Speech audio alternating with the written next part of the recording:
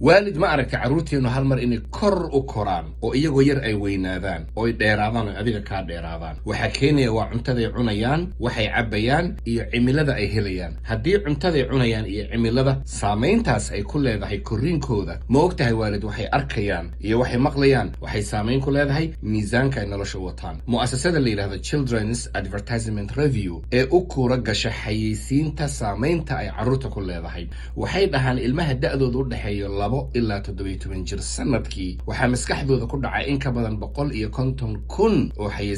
xayeysiintaas waxay saamaynaysaa nolosha say u arkaan waxay saamayn kartaa aakhiro waxay u arkaan waxay saamayn kartaa caqiidadooda islaamka waxay saamayn kartaa miisaanka iyo akhlaaqda noloshan ay u wataan iyo qayimka islaamka uu ina farayo maxaa xal awaalid ilmaha waxaad geysaa mool indhihiisa waxa ku dhacay waa adiga arka meel walbood geyso music baa shidan moolka music baa shidan isbitaalka ilkaha waxaa shidan music airportka aad music baa shidan meelaha buugta lagu akhriyo music baa shidan erayadaas ilmaha maskaxdooda ku dhacaya maxaa xal marka wixii xal waxaad kala socotaa channelka adiga lagu sameeyay waalid ee la yiraahdo Waalid Legacy Channel ee YouTube-ka ku jira halkaasaan kaga hadli doonaa fadlan channelka subscribe dheh saad u hesho muuqaalada walaalaha muslimiinta la share gare allaha loo diinay anaga wayna xifdiyo wassalaamu calaykum Waalid Legacy, it shines so bright, a rising star in the